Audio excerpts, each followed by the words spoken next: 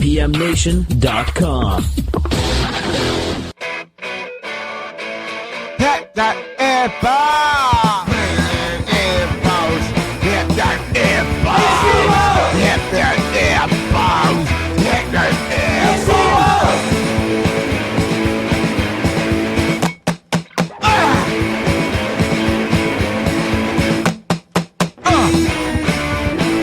Hit that airballs! Hit that airballs! Hit that airballs!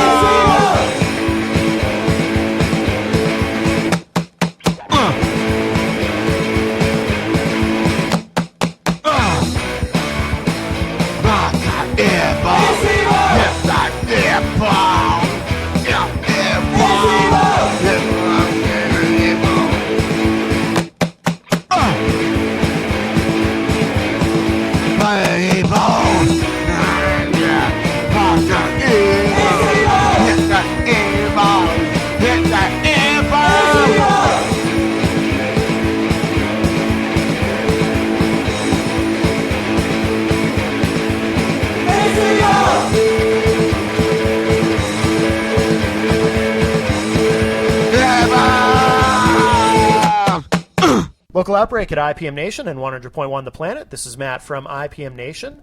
We are at the studio at 598 Main Street in downtown Laconia. Please come say hi to Melissa if you haven't done so. And especially, you know, the holidays be here before you know it, so it's a good place to do some shopping. So thestudionh.com is a website if you want to check it out online. And we are here with John from Bill. Do you call it Bill or Bill the Band, or what do you call the band? Well, we do have some issues with this. Yeah, it's Bill. It's just Bill. It's the name of the band, which goes way back to our first shows, but it does get a little dicey since our lead singer's name is Bill Gage, etc. But I just remember bands like Jethro Tull and people that have had bands where it was just a name or something, and so whatever.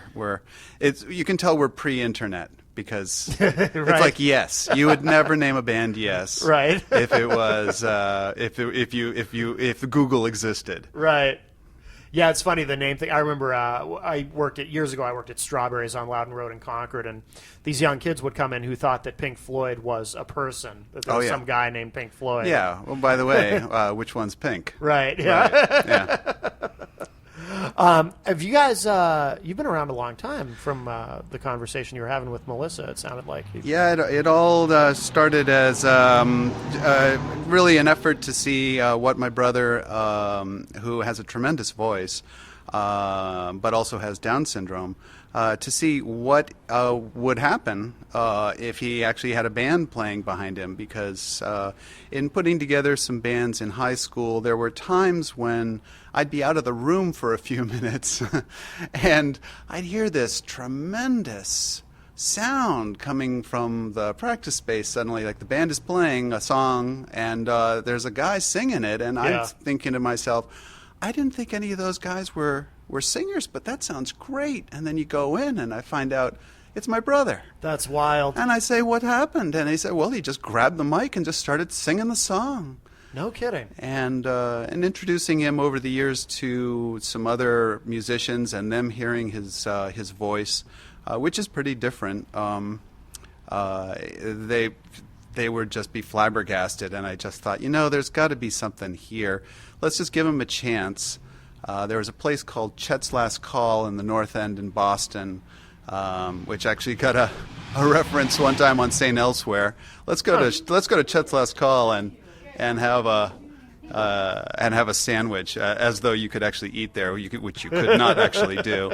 But it was a great place to start playing out as a band if you were in Boston, because all you had to do was call up Chet, and he would give you a show on a Tuesday night just over the phone, never having heard anything. Just to kind of try you out. Yeah.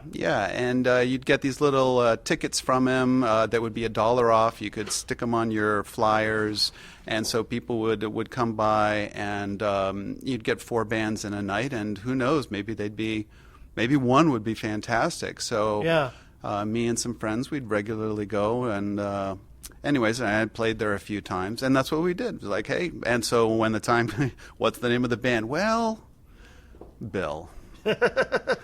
And then once we put out a few cassettes, and he was actually writing out his name on the individual cassette labels. Yeah.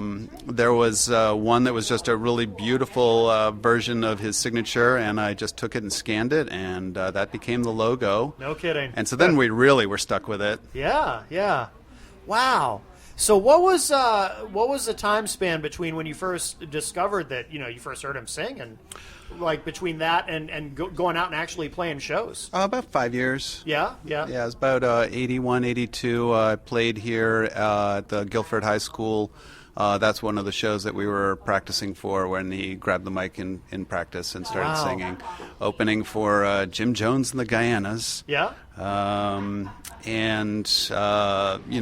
Bill didn't, play with us then. There wasn't any thought. It was just sort of in the back of our minds, like, wow, he's got a great voice. Yeah. Too bad we don't really know what to do with it, Right, right. So when we did the show 5 years later, which was in Boston, I mentioned that, but we literally went in with no set list, no inkling of what we were going to do. I just had a number of friends, the band that I was in. So we had a bass player, we had a drummer, and then two other fellows who were playing guitar. One of which was Stephen Merritt, who's now in the Magnetic Fields. Okay. And Paul Desjardins, who's in Pseudonym, he was a bass player in my old band. So we had three guitarists up there, a bass player and a drummer, and we just would say, we'd turn to each other and pick a key, pick a time signature, Yeah. and then just go. Wow. And so some of the songs became ballads, some were pretty rockin', and some were just kind of spooky. Yeah. And but he had a tremendous effect on the people that were in the audience. I mean, he got people. When he was funny, he got people laughing. He sang one love ballad, and there was a couple in the audience, and there were tears in their eyes. Wow. He just sings with such feeling. So we sort of declared that a success, and just tried to move along from there and do things when we could. What about lyrics? Was he just kind of making them up as he went along? Oh, he was winging it. That No is kidding. right. Wow. Yep. That's incredible. Yeah. That's really cool. I know. I wouldn't dare to do it. I Yeah. prefer to be rehearsed. Yeah. For the most part. Yeah. I like set lists. I like organization. But that's sort of the yin to his yang. Yeah. That I help sort of organize the stuff behind what he's doing. And then he puts his imprint on it, and then we, the rest of the band, react to that, and it's just sort of a conversation back and forth in a lot of ways. Yeah. Prior to all of this, like growing up, did you have any inkling that he had any kind of musical ability, or was this just a complete surprise? Well, it was a surprise, but the surprise is probably more due to the big difficulty, and I was talking about this with Melissa, with people who have Down syndrome.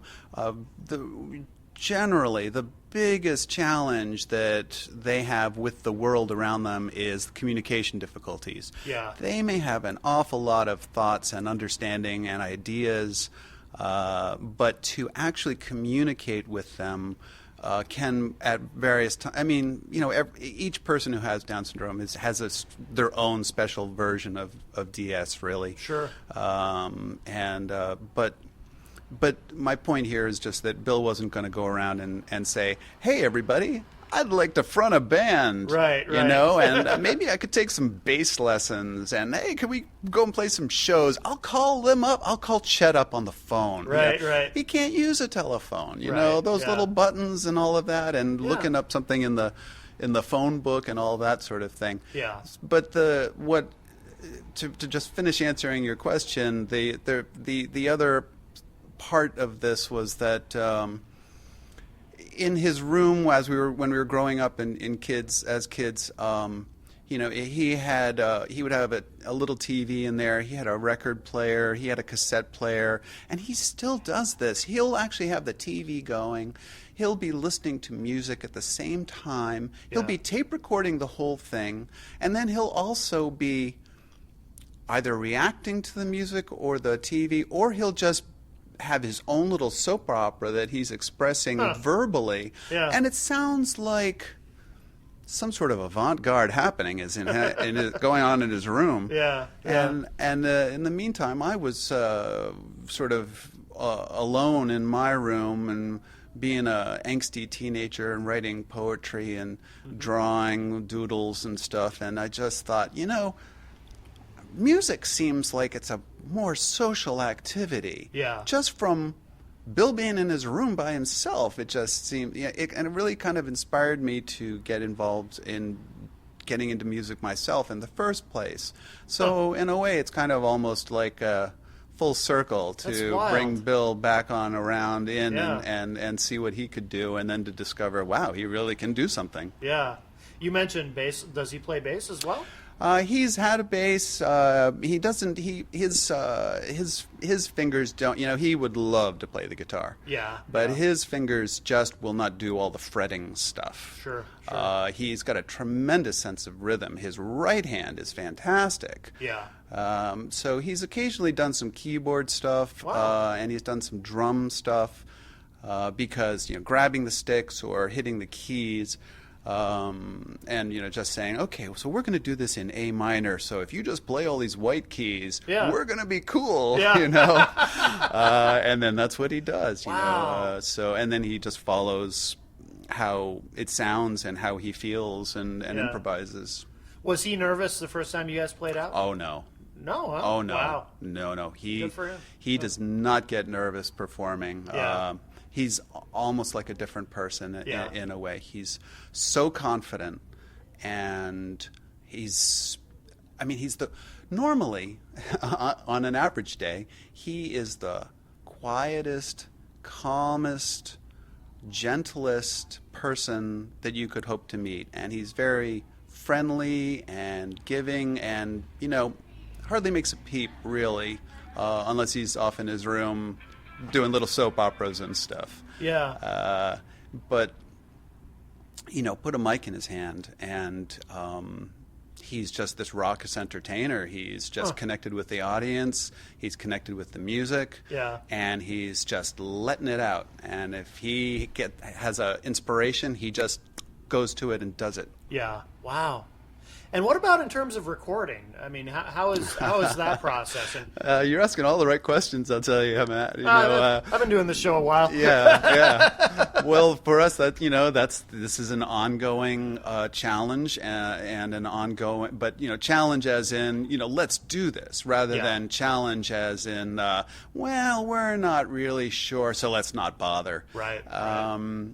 We're now on our umpteenth approach with Bill. Yeah. We're really very excited about we feel like we finally have kind of really hit on a way to produce some music that is unlike anything we've done before. I mean, we've had hints of it, but we've sort of really going to abandon traditional song structures, which we've, one of the songs on Batman is called "All My Heart and All My Life," and it's a verse, chorus. It's got a bridge. I mean, it's got sort of the classic Beatle structures.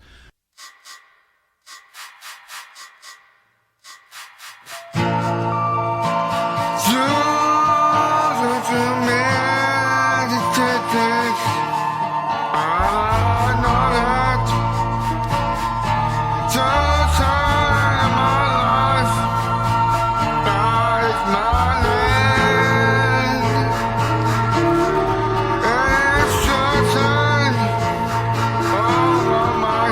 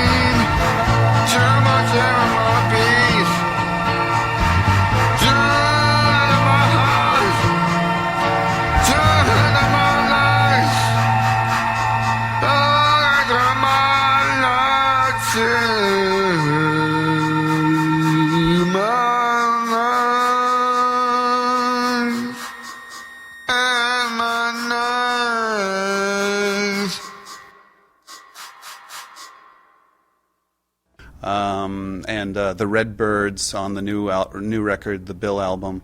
That's also the same thing. It's a very classic pop structure. Yeah. But to recreate those things going out live has proved difficult. And so we're more into the idea of riffing now, abandoning song structures and instead building up sections of songs. So maybe a song just has an A and a B section, and the A section just builds and builds and builds, and then it'll suddenly cut off at a point, and then like an altered version of the riff will kind of come in, that sort of thing. Yeah.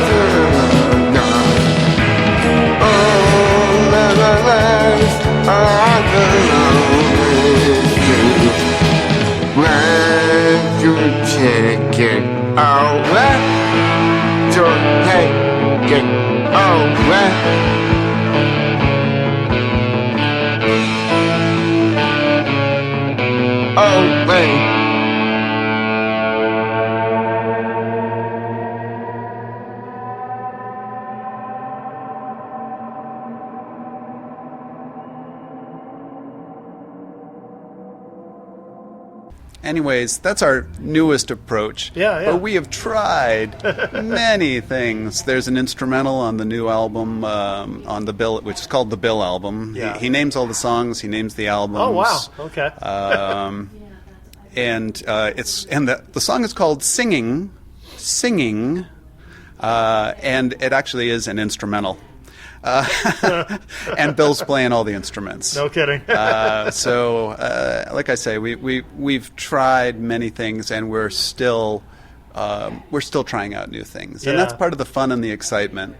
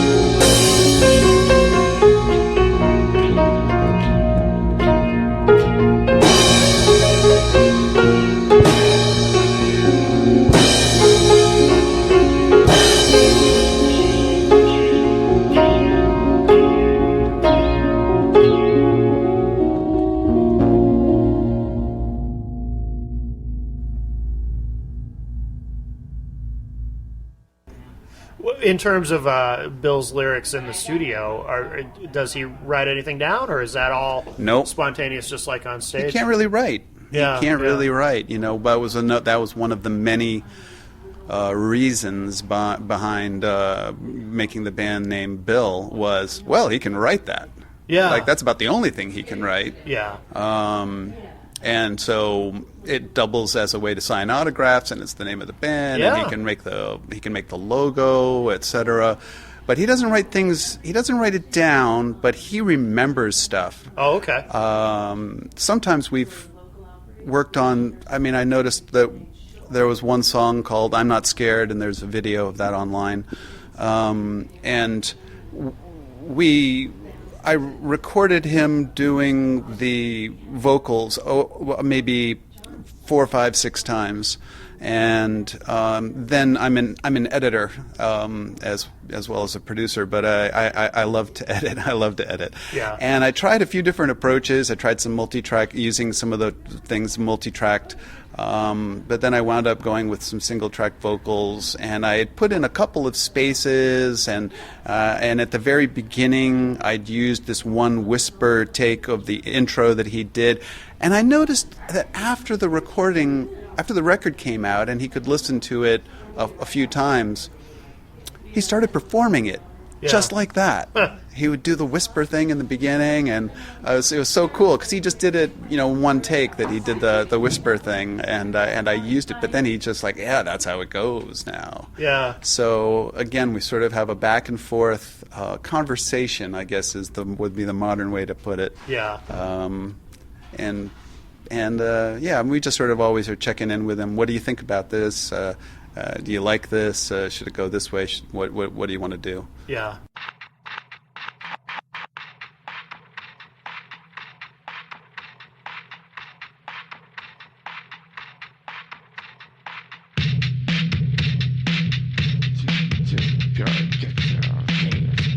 What just say?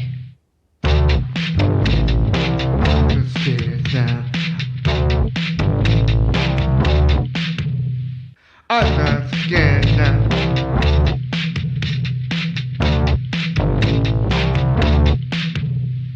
I'm not scared. I don't care. Yes, I can.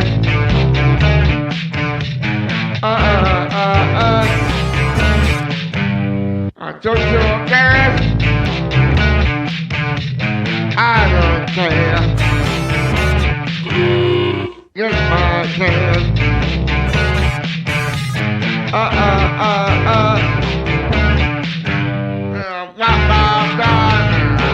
don't care. I don't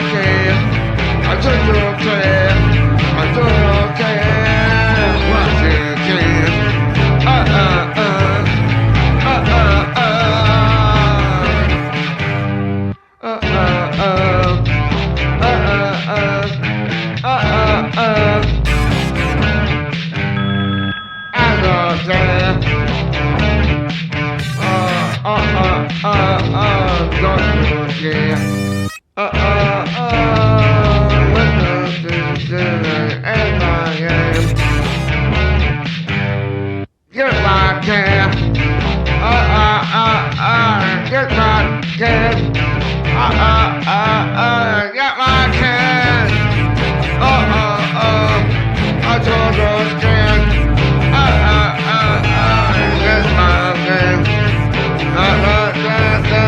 Yes, I can. Yes, I can.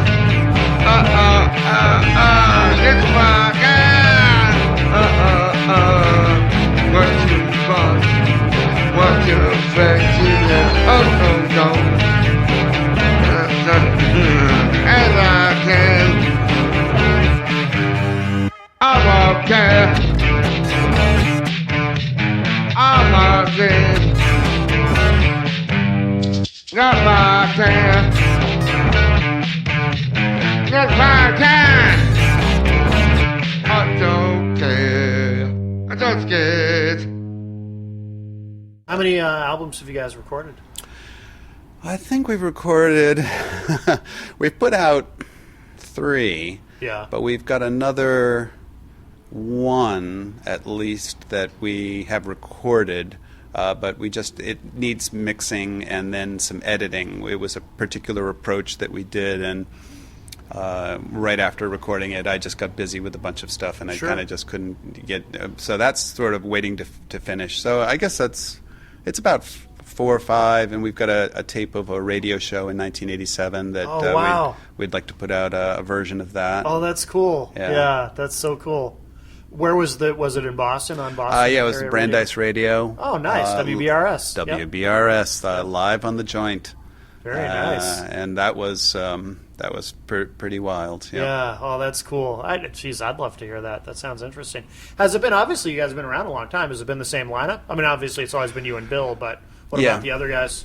We don't have the same rest of the band as the very first show, but the second show, the radio show in 1987, Eric and Darren participated in that, and they still play drums and guitar. Wow! In the band, yeah. That's pretty impressive too, given the span of time. Wow. That's awesome. And we had another guitarist named Greg Anson, who's since moved to L.A., but he was in the band about 7 or 8 years, and he was a really good influence on the band, I mean he's a great guy to hang out with, but he's a really good musician. We brought him in because there's one song on Batman, the one of the CDs that you've got there, and it's called Steve Pepper.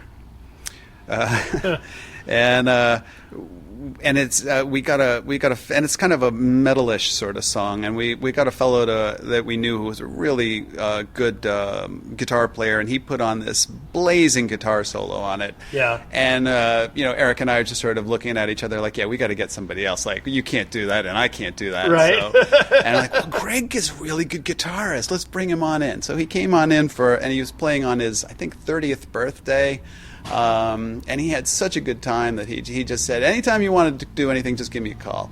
And so we talked it over with Bill, and then we invited him in to come and just basically play with us. And he played with us for quite a while, and he's on the Bill album. He's all over it. He wrote some of the material, the backing material as well.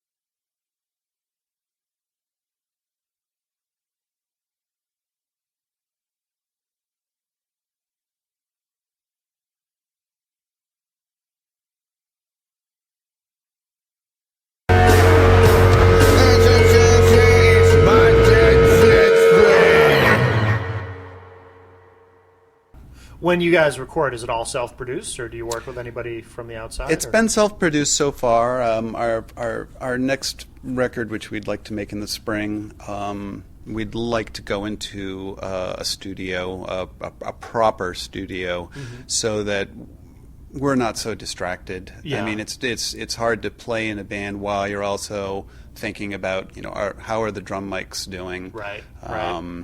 And we'd also like to have a more professional setup, especially to get Bill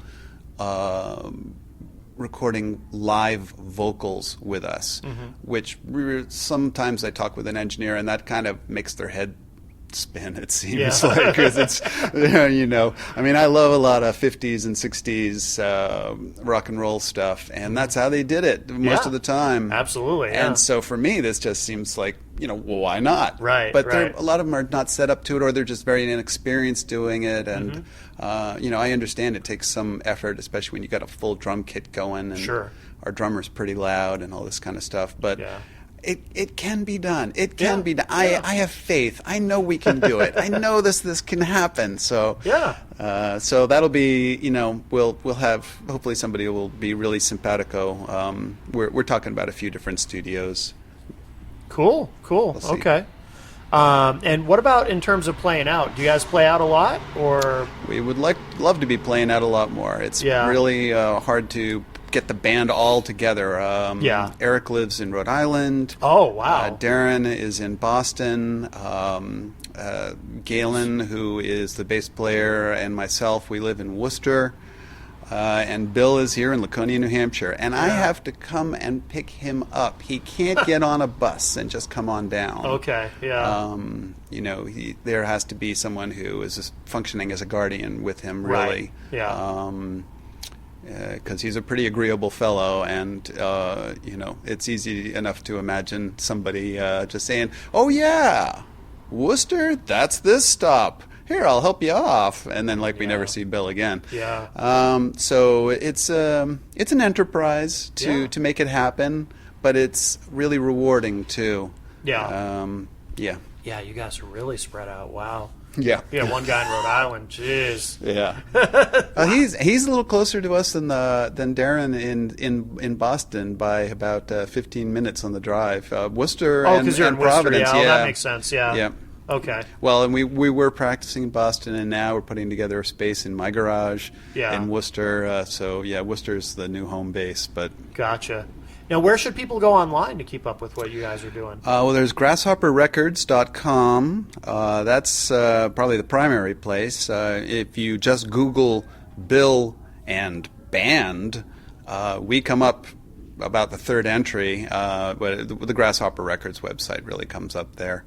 And that'll bring you to the Grasshopper site will bring you to the Facebook page and the sort of other things. And that's got all the videos on the Bill page on the grasshopperrecords.com. Yeah. Some SoundCloud stuff, NPR interview, or whatever, Public Radio International. Sorry, I gotta make sure to have that right. Yeah. 2008 and 2009, we kind of got pulled out of a complete and total obscurity for a little while because we got some shows, and I don't know, there was one show we were playing, and a fellow was walking by, and he just thought, I'm going to go in and see who's playing at the Abbey Lounge tonight, and it turned out it was us. Oh, wow. And he was a writer for the Boston Phoenix, and so then he wrote an article on us, and they put it on the cover of the magazine, which actually it was kind of funny because I was at Newbury Comics one day, and when the issue was out, and I saw somebody, some college kids walking in, and they took the Phoenix, which was a free magazine. Yep. Oh, I remember it well. Yeah. Yeah, and the fellow picked it up, and he pulled out the art section, and he dropped the rest of it where it lay, and just left it laying there. And I just thought, no.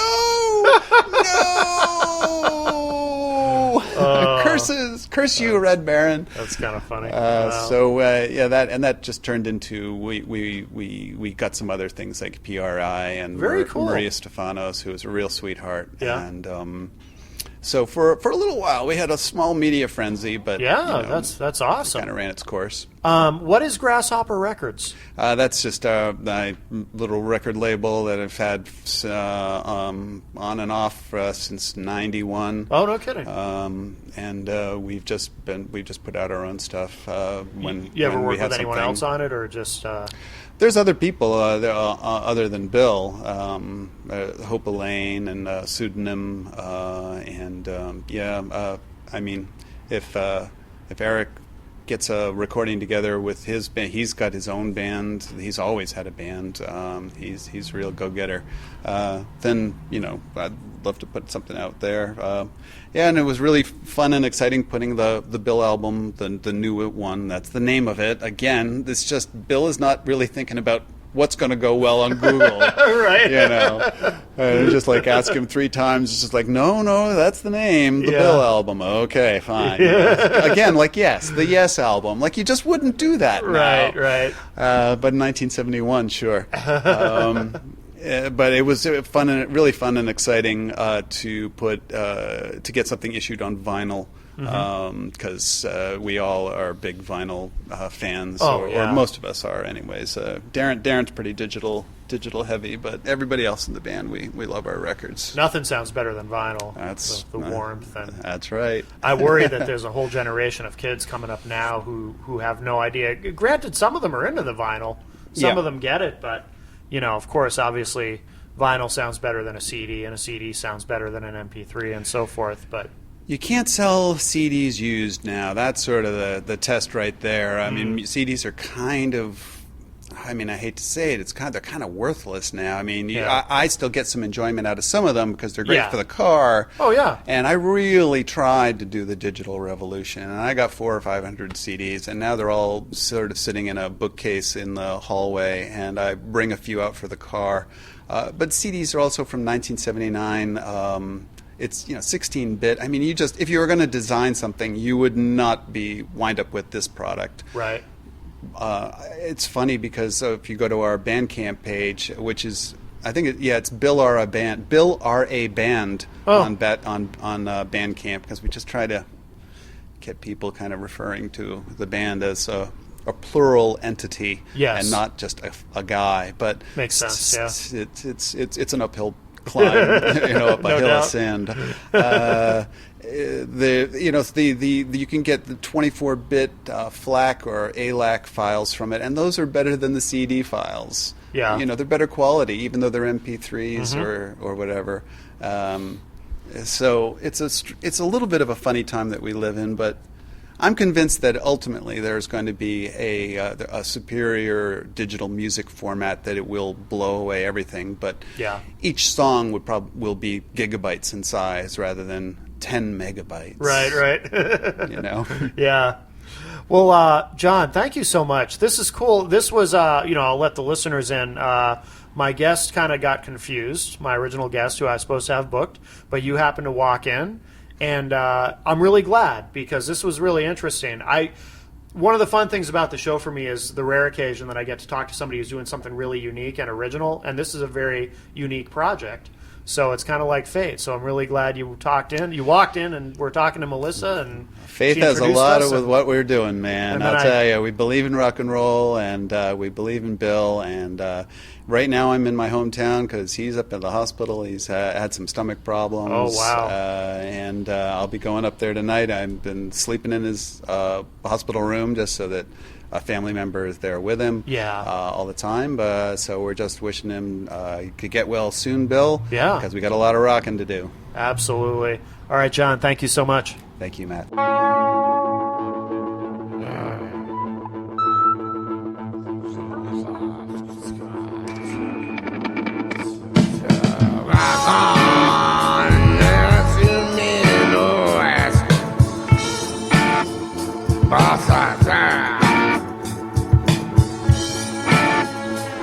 Boys.